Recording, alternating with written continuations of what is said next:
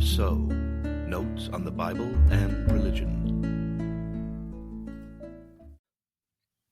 Episode 33, Back to School. Kids these days, right? We sometimes hear that these young whippersnappers have too much bravado and no real wisdom. Is that true? As a teacher, I hear all sorts of things about our public school system. There are matters of funding, teaching to the test, cookie-cutter education, etc.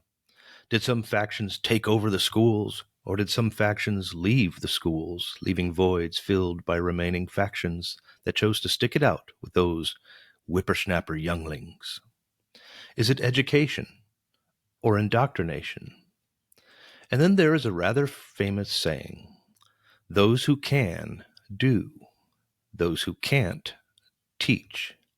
In other words, the mediocre teach about what the great have done. Ouch. In any event, woe be unto a teacher who cannot manage a classroom. Those whippersnappers smell fear, test and prod for weaknesses, and will pounce if given the chance. Even many good kids can act naughty in that regard. I have seen otherwise good teachers leave the profession without finishing a year. I know what I'm talking about because I've taught middle schoolers for 19 years. It is remarkable when a young student shows an understanding far beyond his or her age. According to the Gospel of Luke, Jesus was rather exceptional in this regard by the time he was 12 years old. Separated from his parents for 3 days, he was eventually found in the Jerusalem temple courts, sitting among the teachers, listening to them, and asking them questions. And all who heard him were amazed at his understanding and his answers. Luke 2:46 through 47. Now that's a rare middle schooler. The ancient world did not have a public education system anything like our own, but there was formal education, at least for a few. And guess what? There were whippersnappers back then too.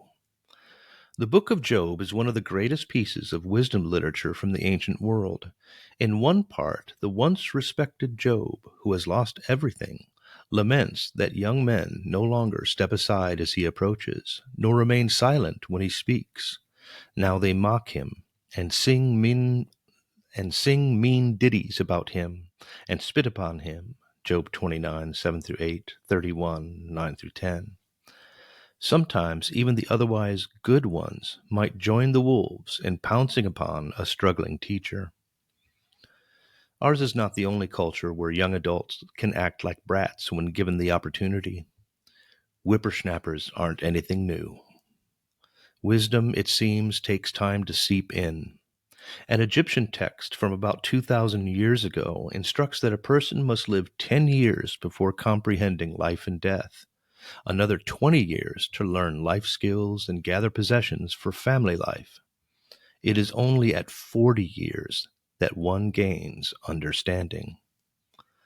A text from Rabbinic Judaism informs us similarly, stating that it is not until one has reached 50 years of age that one gives counsel. And so, ancient literature reminds teachers that kids have always been like this, even the bigger ones.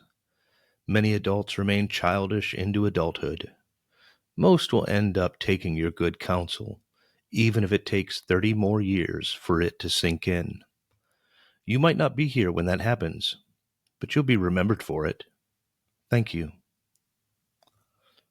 Something to think about. When was the last time you thanked a teacher of yours?